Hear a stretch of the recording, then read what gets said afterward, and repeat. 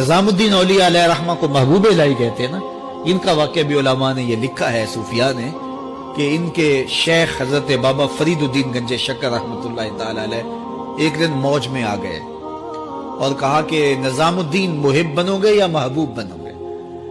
تو یہ بڑی خدمت کرتے تھے اپنی شیخ کی، تو کہا کہ محب بنو گے یا محبوب؟ تو کہا حضرت اگر اجازت ہو تو اپنی ماں کو نہ پوچھاؤں۔ اللہ اکبر، ان لوگوں کی مائیں بھی تو صاحب حال ہوا کرتی تھی۔ تو کہا کہ اگر اجازت ہو تو اپنی ماں کو نہ پوچھاؤں کہ محب بننا ہے یا محبوب بننا ہے؟ کہا جاؤ تمہیں اجازت ہے۔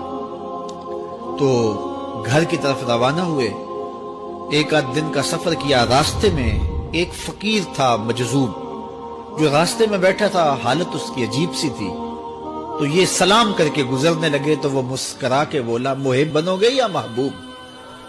تو حیرت زدہ ہو گئے کہ اسے کیسے پتا چل گیا، یہ تو میرے شیخ کا اور میرا راز ہے۔ تو رک گئے، کہا کہ حضرت اگر آپ بتا دیں تو بہت اچھا ہو۔ کہا نہیں ماں سے پوچھو، جو وہ بتائے گی وہی بن جانا، اور اگر ماں نے نہ بتایا تو کل آ جانا، اسی وقت یہاں ملاقات ہوگی، پھر میں بتا دوں گا۔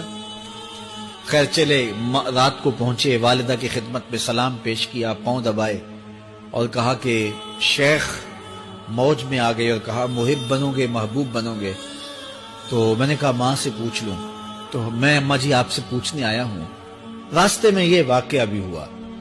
تو ماں نے کہا کہ بیٹے تم صبح ناشتہ کر کے پلٹ جانا، اور وہ جو راستے میں تیرے دل کی بات بوجھ گیا، وہ کوئی صاحب حال تھا، وہ تمہیں صحیح بتا سکے گا کہ محب بننا کہ محبوب بننا۔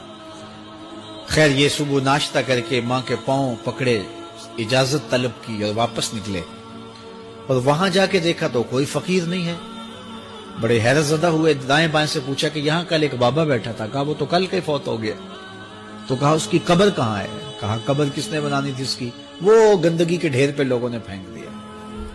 دل میں بڑے حیرت زدہ ہوئے، اتنا باکمال تھا، لیکن اپنی حالت یہ، خیر وہاں چلے گئے اور جا کے کھڑے ہو کے پوچھنے لگے بندہ خدا دل کی باتیں بوجھتا تھا، اور میرے ساتھ وعدہ کیا تھا کہ اگر ماں نے نہ بتایا تو کل آنا، اور اپنا پتہ ہی نہیں تھا کہ کیا ہونے والا ہے۔